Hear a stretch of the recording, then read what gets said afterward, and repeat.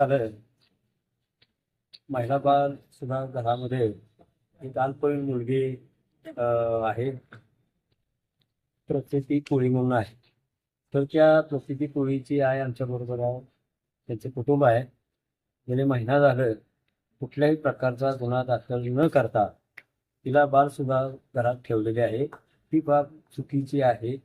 मात्र गुन्हा दाखल झाला तरच तिला बाल सुद्धा घरात ठेवता येतं, हा कायदा आहे. मात्र कुठल्याही प्रकारचा गुन्हा दाखल नसताना तिला कुठल्या बेसवर त्या बाल सुद्धा घरात ठेवलेले आहे, हा प्रश्न आमच्या समोर आहे. तिच्या कुटुंबानं दलित महासंघाकडे रिक्वेस्ट तक्रार दिलेली आहे.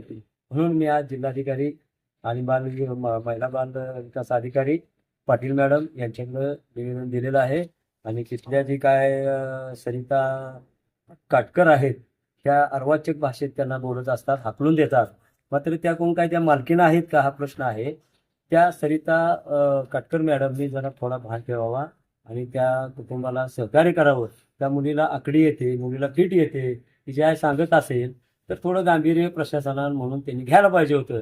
मात्र महिला बाल कल्याणनं गेले 3 दिवसांपूर्वी रिपोर्ट दिला असताना, आणि कुठला रिपोर्ट असतो हे मला काही समजत नाही, त्यांनी सोडा म्हणून रिपोर्ट दिलेला आहे.